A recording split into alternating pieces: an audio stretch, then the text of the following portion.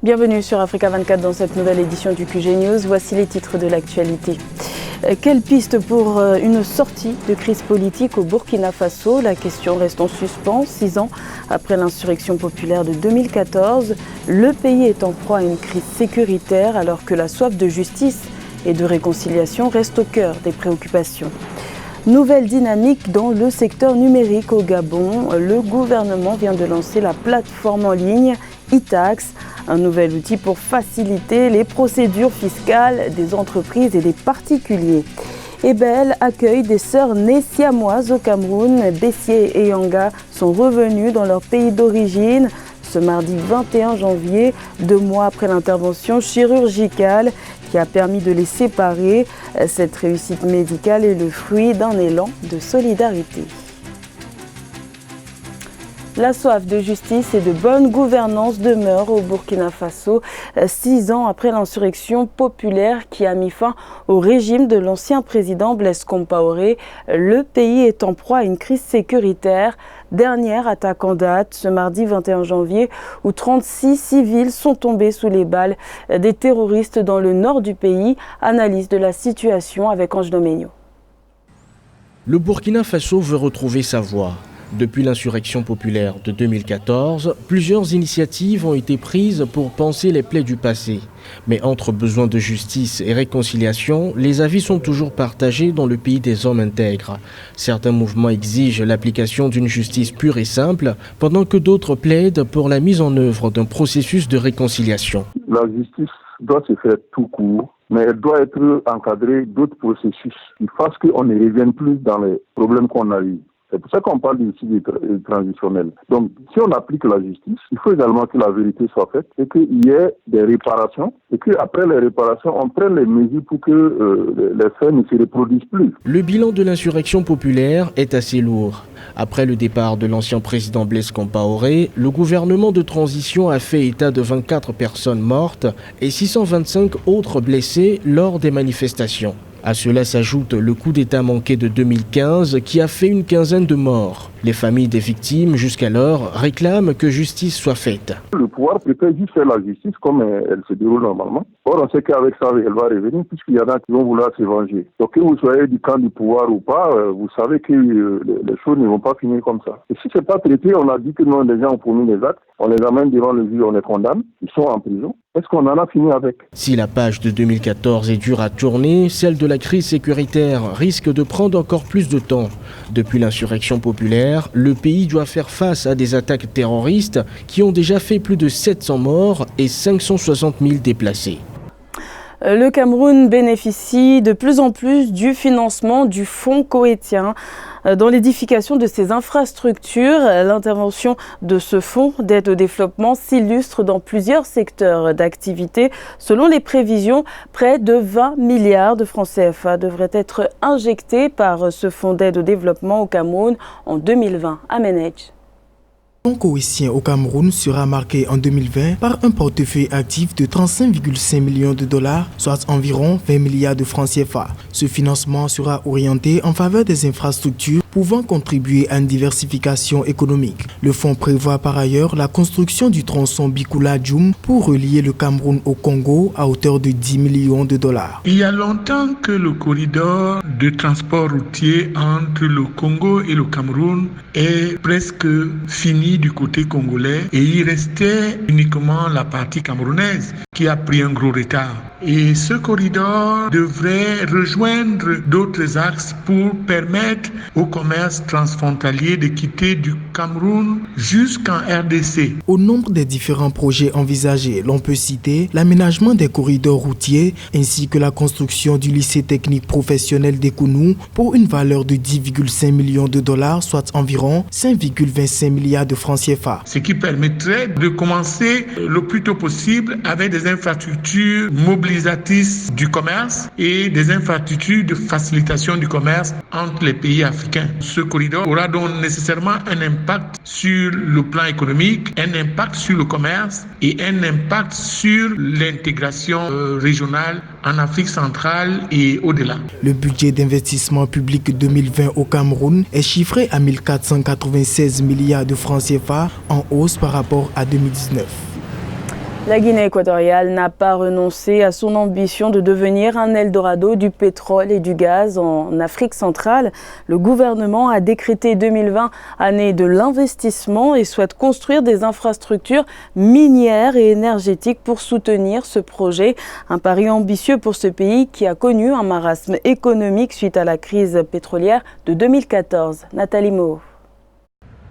La Guinée équatoriale veut se positionner comme un hub pétrogazier en Afrique centrale et de l'Ouest. Le pays mise sur le développement d'infrastructures minières et énergétiques pour porter son projet. Au cours de son année de l'investissement lancée le 12 janvier 2020, le gouvernement compte construire une centrale électrique alimentée au gaz, des raffineries et des réservoirs de stockage avec la contribution de ses partenaires économiques. Les investisseurs considèrent la Guinée équatoriale comme un puissant hub émergent en Afrique de l'Ouest et du Centre et cette année, ils entreprendront l'exécution de plusieurs projets clés qui nous positionneront comme un véritable leader africain de l'énergie et créeront des emplois pour nos citoyens. Le gouvernement équato-guinéen souhaite relancer l'économie après 3 années de baisse de la croissance. En effet, de 2005 à 2008, le produit intérieur brut réel du pays s'est amoindri de 29% dans un contexte marqué par la baisse de la production et l'affaiblissement du prix du baril de pétrole.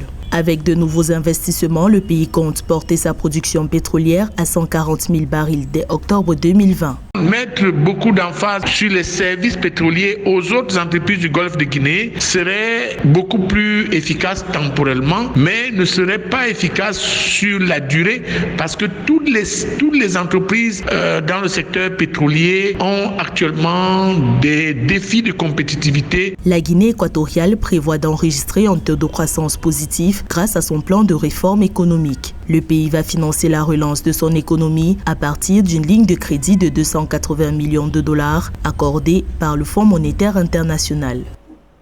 Les démarches administratives vont être simplifiées au Gabon. Les entreprises et les particuliers vont désormais passer par le numérique pour effectuer leur déclaration et leur paiement d'impôts grâce à la plateforme e-Tax. L'outil devrait faciliter les transactions fiscales. Les explications de Corinne Kamsefem.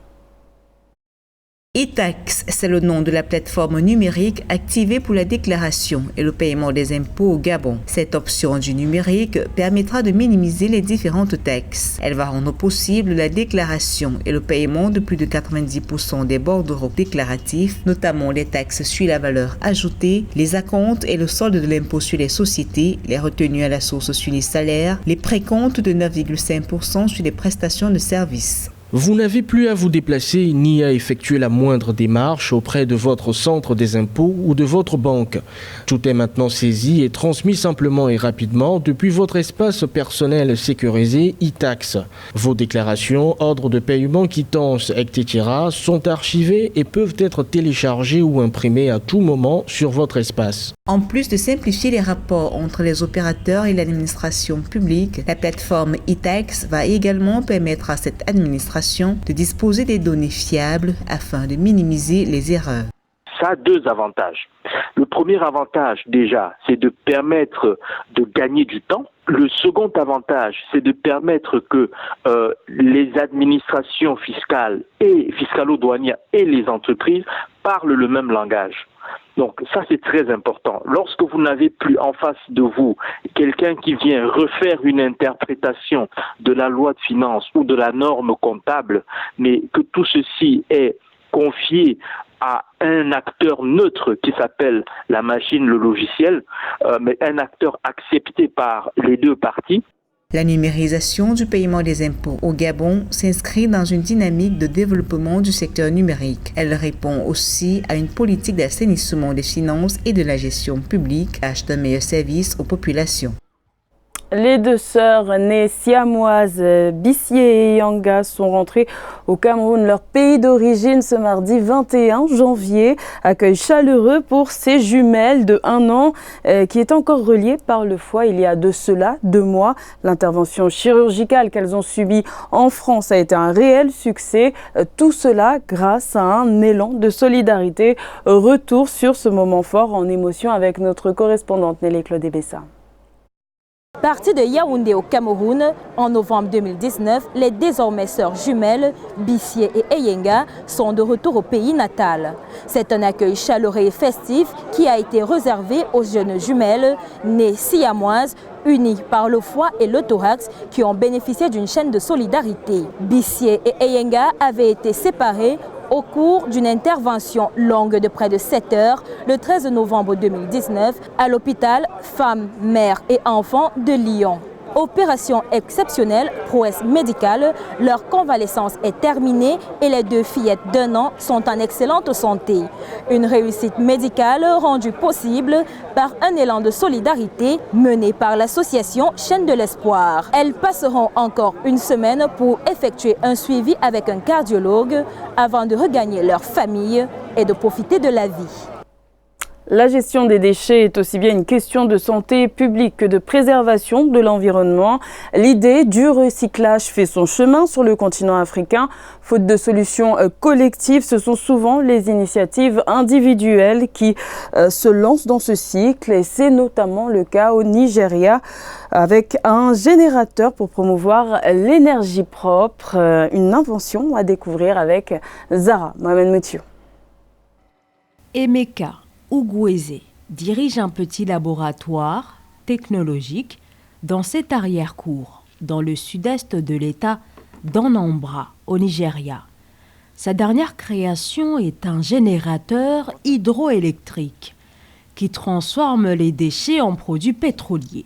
Il espère commercialiser ses innovations et créer des opportunités d'emploi. J'ai en fait perdu un ami à cause d'une vapeur de générateur. Cela a été l'élément déclencheur de mon invention parce que je voulais faire quelque chose qui pourrait éliminer l'utilisation de générateurs à essence dans la société. Donc je suis en fait un défenseur de l'énergie propre et de la gestion des déchets. L'ingénieur a créé un prototype de générateur alimenté en eau. L'électricité qu'il génère peut durer plus de 6 heures dans ce pays où près de 80 millions de personnes n'ont pas accès à l'électricité. Son inventeur a monté le premier modèle en 2001 et l'a progressivement amélioré. J'achète généralement mes matières premières dans des décharges. En fait, je vais y chercher mes composants électroniques. À un moment donné, les amis font beaucoup de dons comme les gens qui aiment ce que je fais. Si je leur demande s'ils aiment simplement ce que je fais, ce que je crée, ils disent juste d'accord, prenez ceci, utilisez-le pour obtenir cela et les choses continuent. Cela continue de se passer de cette façon, même à partir des médias sociaux. Les gens qui ne me connaissent pas ont tendance à donner de l'argent juste pour s'assurer que le rêve ne s'arrête pas. Au Nigeria, 60 millions de personnes dépensent chaque année 13 milliards de dollars dans des groupes électrogènes. Au total, Emeka Ugwueze a créé plus de 12 machines, toutes destinées à résoudre les problèmes rencontrés dans les secteurs de l'environnement, de la santé et de l'industrie. C'était le journal de la rédaction. Merci de l'avoir suivi. L'information continue sur Africa 24.